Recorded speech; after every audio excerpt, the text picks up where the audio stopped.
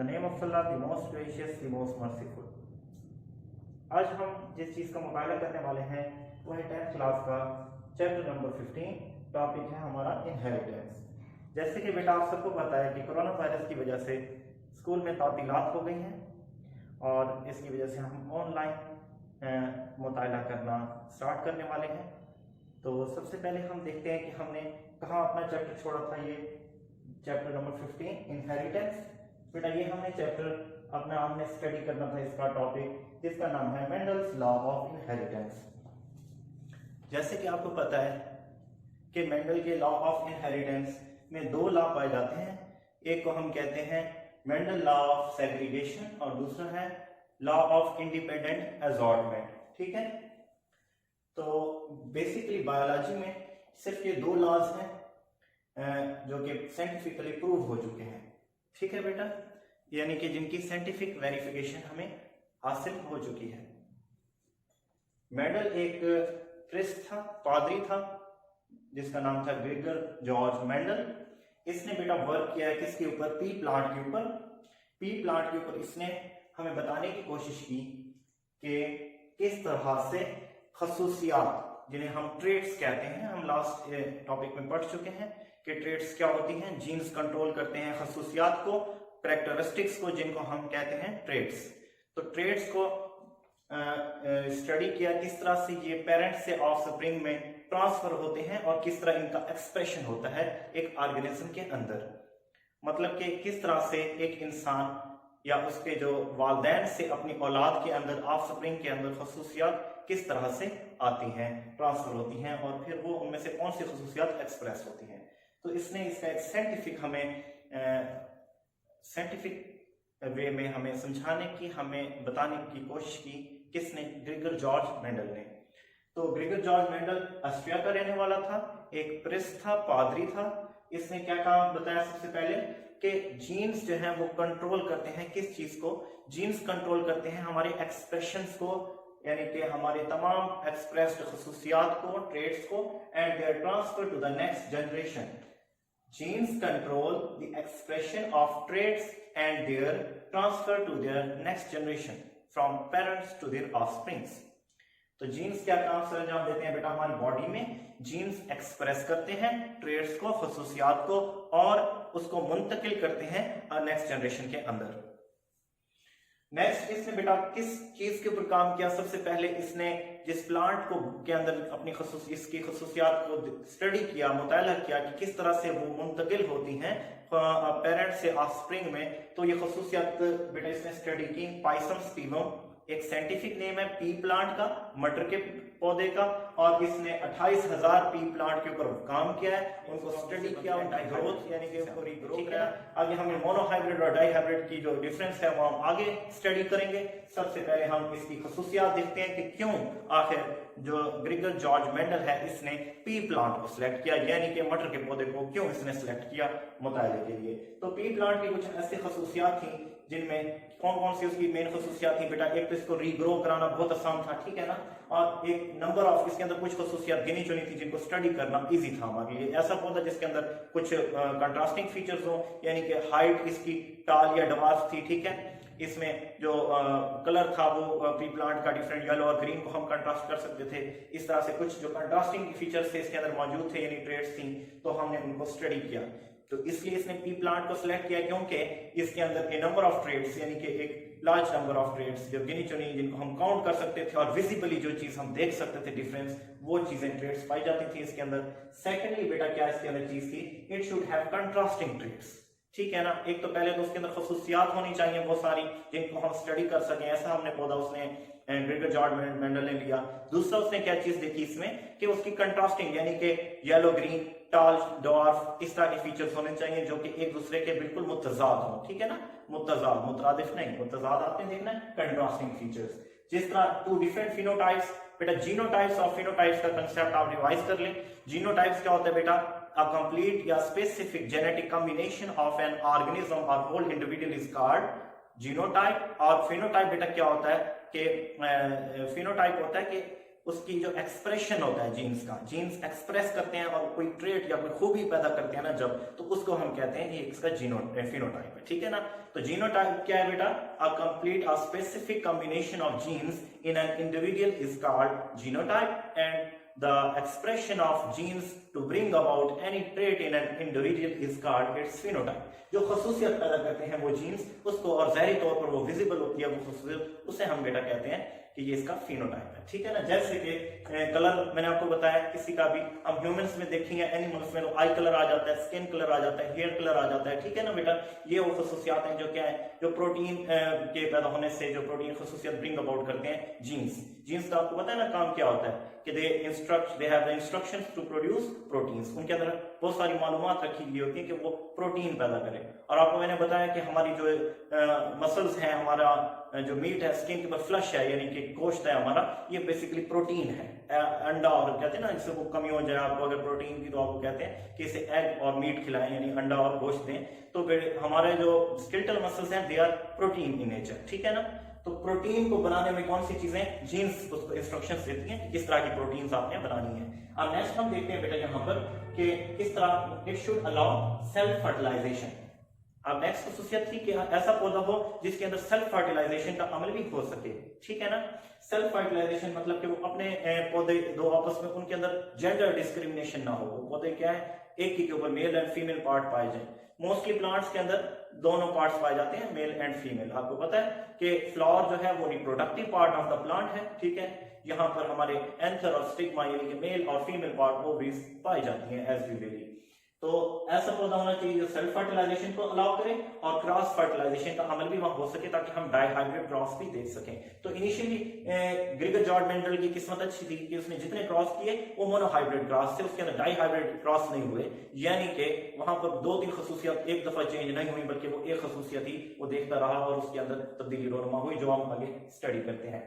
तो लास्ट जो कैरेक्टरिस्टिक है बेटा वो क्या है कि ऑर्गेनिज्म का लाइफ स्पेन शॉर्ट होना चाहिए। जिस जो organism under observation under study है उसका जिंदगी का जो मियाद है वो कम होनी चाहिए, लाइफ स्पेन उसका कम होना चाहिए ताकि हम देख सकें कि उसके अंदर क्या तब्दीलियां रोनुमा हुई हैं। उसका हम यानी कि रिप्रोडक्शन का पीरियड, गेस्टेशन पीरियड कम होना चाहिए कि एम्ब्रियो उसका जल्द से जल्द हम देख सकें कि कितनी जल्दी इसके अंदर तब्दीलियां रोनुमा हुई हैं। तो पी प्लांट का लकीली बहुत कम इसका जो ये लाइफ स्पेन था और इसके अंदर वो उसने काफी सारे प्लांट्स के अंदर ये तब्दीलियां देख ली। किसने? ग्रिगर जॉर्ज मेंडल ने। तो इधर देखिए बेटा नेक्स्ट हम जो लॉ स्टडी कर रहे हैं, फर्स्ट लॉ है इसका, laws of Mendel's law of inheritance का फर्स्ट लॉ जो हम स्टडी कर रहे हैं वो है लॉ ऑफ सेग्रीगेशन, ठीक है ना। मेंडल्स लॉ ऑफ सेग्रीगेशन इसे हम कहते हैं। तो देखें कि ड्यूरिंग इसकी जो डेफिनेशन है वो मैंने पहले लिख दी है, कंक्लूजन जो है इसका वो मैंने पहले आपको बता रहा हूं कि ये मोस्ट इंपॉर्टेंट लाइन है इसकी। ऐसे समझे पूरा अखज़ है इस चीज का, मौखज़ है इस पूरे टॉपिक का। वो क्या है?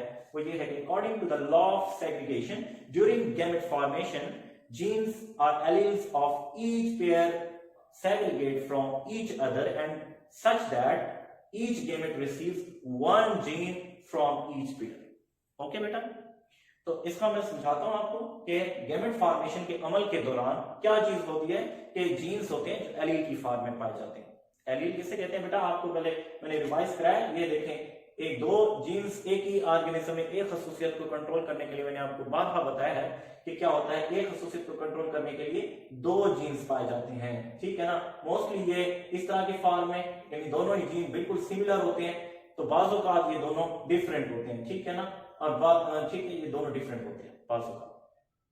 तो इस तरह से बेटा क्या हो रहा होता है, अगर ये दोनों सेम है तो इस कंडीशन को कहते हैं कि they are true breeding animals, true breeding plants. कैसे? कि इनके दोनों जीन्स के जो एलील्स हैं, जो पेयर हैं, वो एक जैसे हैं। अब इसको होमोजाइगस इस कंडीशन को कहते हैं कि दोनों जाइगोट के पेयर होमो हैं, एक सिमिलर है, ठीक है ना मेरे बेटा। अगर डिफरेंट हो तो उसको आपको पता क्या कहेंगे? हेटेरोजाइगस। तो ये मैंने आपको पहले ऑलरेडी मैंने बताया क्लास के अंदर और मैंने इस चीज को मैंने समझाया कि आपको एक दफा रिवीजन करा था।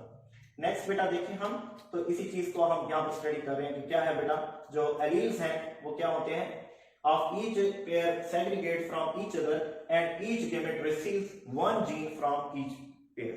अब ऐसे है कि हर जब पेरेंट्स की तरफ से एक ही जीन जो है ना, वो एक जो आने वाला बनने वाला पेयर है उसके अंदर जाता है, हर पेरेंट की तरफ से एक जीन, ठीक है, उनके जीन पेयर का एक अलील जो है वो ट्रांसफर होता है कहां पर, न्यू बनने वाले जीन के अंदर, और हर जो न्यू गेमेट है वो रिसीव करता है अपने पेरेंट से सिर्फ एक ही जीन, ठीक है ना, पेयर के अंदर से एक ही जीन रिसीव करता है। नेक्स्ट बेटा हम देखते हैं कि मेंडल लॉ ऑफ सेग्रीगेशन में कि he studied only seed shape, उसने सबसे पहले बेटा जिस चीज का मुताला किया वो थी सीड की शक्ल, कि उसकी शक्ल कैसी, जो शेप थी ना, जैसे राउंड आपने देखा है बीज होते हैं, सीड बीज को कहते हैं, और जैसे राउंड शक्ल के होते हैं कुछ बीज, कुछ होते हैं स्फेरिकल लंबे से बीज होते हैं, जैसे कि हम बीन देखते हैं, लोबिया देखते हैं, ठीक है ना, और इसके अलावा हम कुछ बीज जो देखते हैं वो राउंड और रिंकल शेप में और इरेगुलर शेप में होते हैं, तो उन्हें हम रिंकल्ड कहते हैं, ठीक है ना, इरेगुलर शेप वाले सीड्स को रिंकल्ड कहेंगे।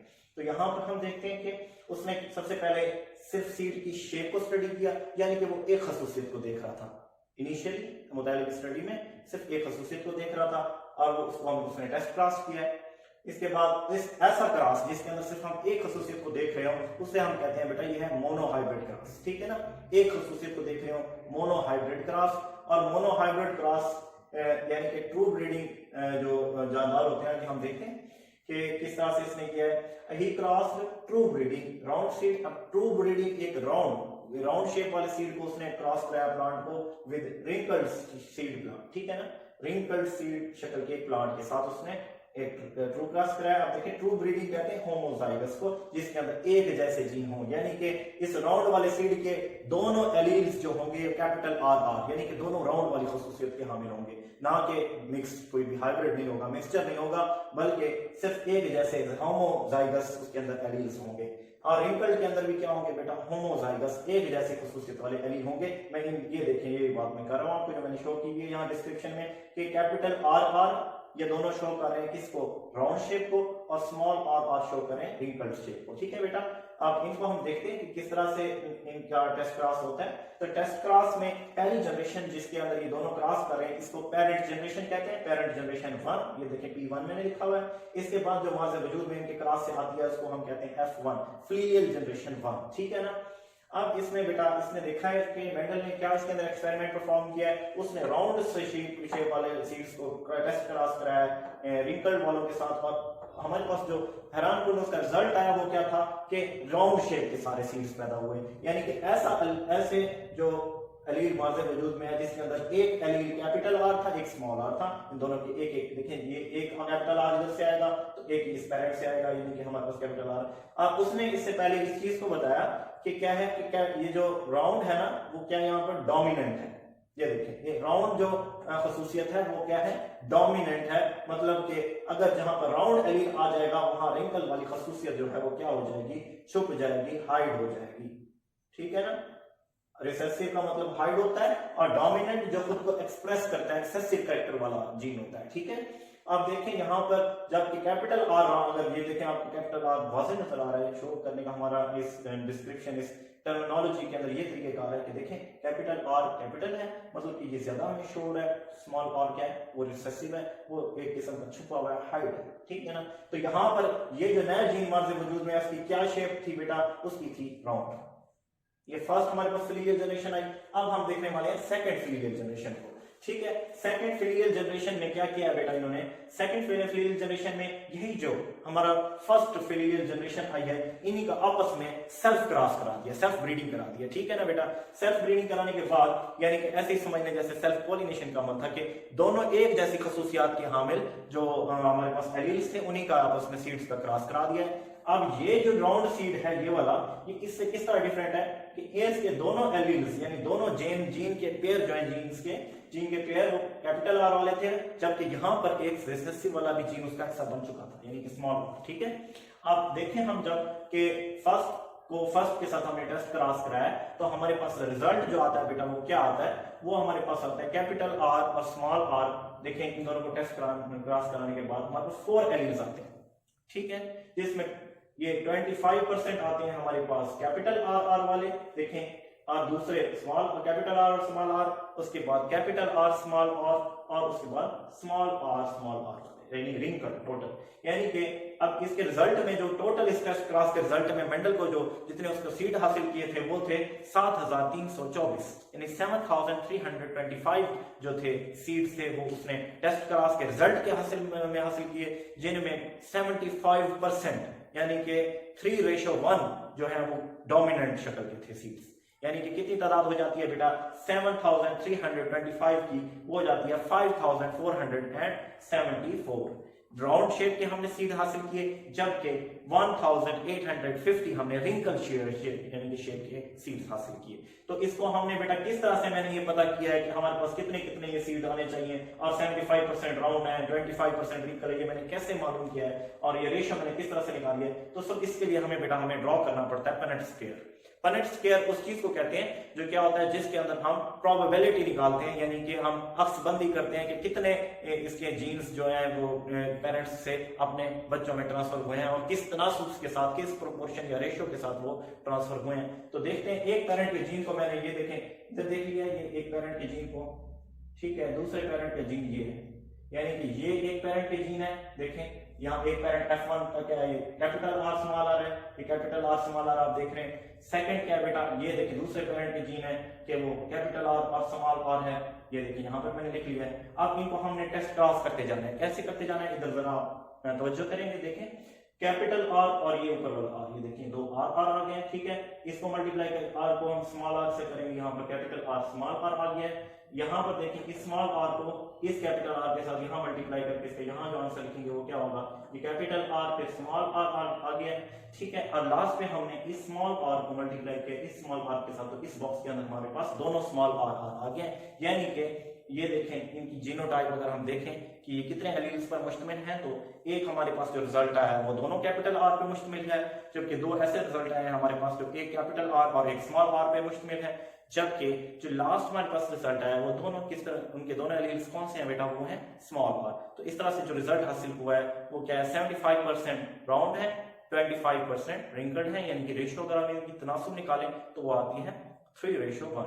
तो बेटा ये आज का हमारा टॉपिक था जिसके मैंने कंक्लूड किया कि किस तरीके से हम खसूसियात को देखते हैं। मेंडल ने यहीं पर से स्टॉप नहीं किया काम अपना, बल्कि इसने अपनी रिसर्च को जारी रखा और इसके बाद इसने क्या किया बेटा, कौन सी खसूसियत को स्टडी किया कि टाल एंड डवार्फ, उसकी हाइट को देखा, उसके कलर्स को देखा और इस तरह के टेस्ट क्रॉस जो मोनोहाइब्रिड क्रॉस है ये करता गया है और इसने अपने फ्रूटफुल रिजल्ट हासिल किए हैं। उस तजर्बे की बुनियाद पर इसने क्या किया बेटा, इस लॉ को वेरीफाई किया जिसको हम कहते हैं दी Mendel's law of segregation.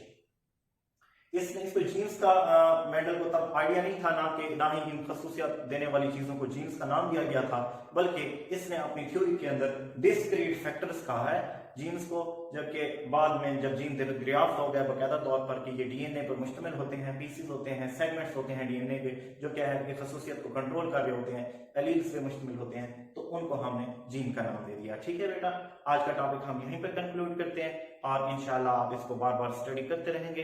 Most important topic है, कल हम स्टडी करेंगे in Mendel's law of independent assortment. Thank you so much, अल्लाह हाफ़िज़।